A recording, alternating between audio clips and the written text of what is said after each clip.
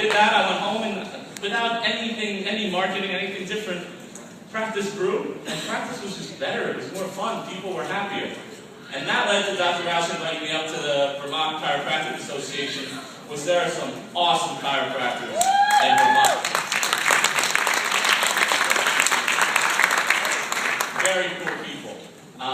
And that was a great experience as well, and it's great to have you guys here. Another guy I saw here this weekend, one of my huge mentors while I was in school, is Dr. Joe Accurso. I don't know if he's here right now, but I saw him last night. Joe, when I was in school, my girlfriend at the time and I drove down, did the whole South Florida chiropractic tour. That's the hotbed. I know Ed Cordero is going to be here later today. He's the man. And Dr. Joe has this crazy office, 3 tables right next to each other, and it's just swamped from the time you walk in there. And he was gracious enough to let us hang out, observe his flow, observe his energy, and then took us out to dinner afterwards at a great Italian restaurant in Miami. And it's just things like that. I don't know if he knows it. I don't know if he knows the impact he has on people. But they stick with you. They stick with you through school, and they stick with you through practice. And it's just that anchor. When you have people like that, you can't fail. You can't fail in practice when you have people like that that are there to support you, that are there to give, love, and serve out of their own abundance. So students, doctors, everybody, you can't leave here this weekend without having mentors, without getting new mentors if you have any already. And doctors, there's nothing more rewarding. I'm only in practice a year and a half now, but there's nothing better for my practice than hanging out with students, than talking with students, than giving it back to the students. Every time I do something like that, practice grows. New ones come in the door. So doctors, talk to these guys. They're awesome. And everyone here is on fire. I want to tell you a story about my first day in practice in Peru. I got to Peru, I was cranking it out in student clinics, seeing 5 sits a day, which I was the man. That's like, right? Sits in student clinic is like, yeah, I saw 6 today. And then I got to Peru, and I took over for an office, a very, very busy office, and the guy I took over for was a little older than me, and he was a phenomenal adjuster. He was doing he would do behind the back, T1s, and he was incredible. And I wasn't. I was a student clinic adjuster, which was this. And I, as the day went on, I observed him for a week. And as the week went on, I'm like, I don't know if I'm ready to adjust. He's like, yeah, I don't think you are either. I said, okay, cool. You want to help me? Yeah, maybe. You'll figure it out.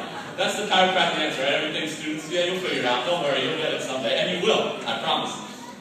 So my first day of practice came, and I was scared out of my mind. There was like 15 people in the waiting room at 9 o'clock, and I was terrified. I couldn't do side posture well. I could, but I didn't have the conviction.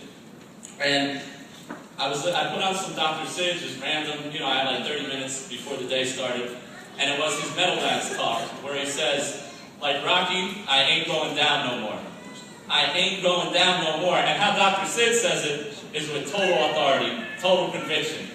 And I went and looked in the mirror in the bathroom, and I did one of those where I looked out, and I said, oh, and I went and walked into the bathroom, and I looked at myself in the mirror, and I just said, I ain't going down no more. I've come too far. I've come too far to just be scared now. So I ain't going down no more. That stuck with me. And I got through the day, and every day from there on was a learning process. So 2 weeks go by, 3 weeks go by, and you're starting to get the adjusting down a little bit. Yeah, this isn't so bad. Then the Spanish comes. You have a translator, you gotta learn a whole new language. So I'm like, yeah, I don't need a translator. And then I was saying things, people were like, I don't think you should say that. I don't think that's I'm not sure, but I don't think that's what you meant. So every day I had to hammer the Spanish.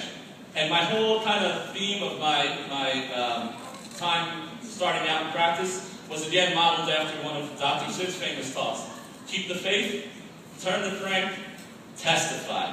So I had that first moment in practice where I had to keep the faith. I had to know that I knew what I knew.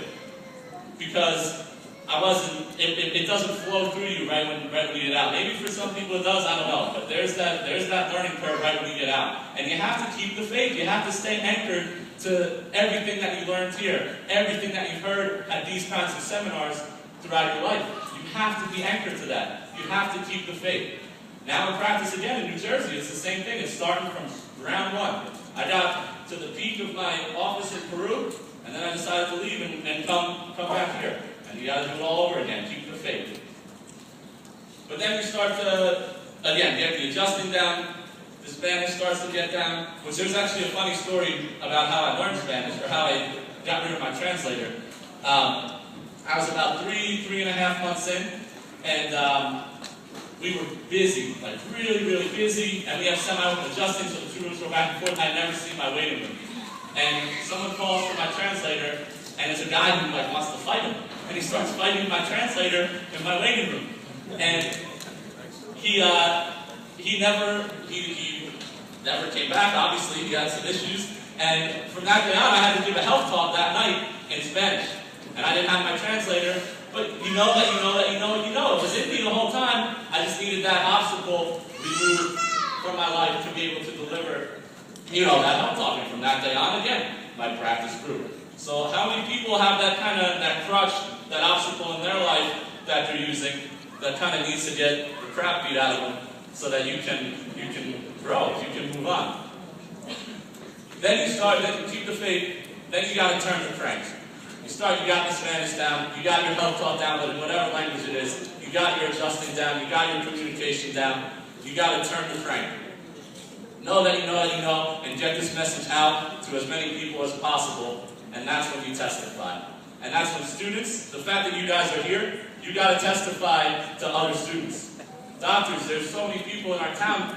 I looked on my street the other day. I've only been back in Jersey about 2 months. There's like 12 chiropractors on my street.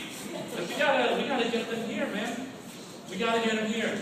And other students, the other schools, I know Tanya and all you guys at Life are doing great things trying to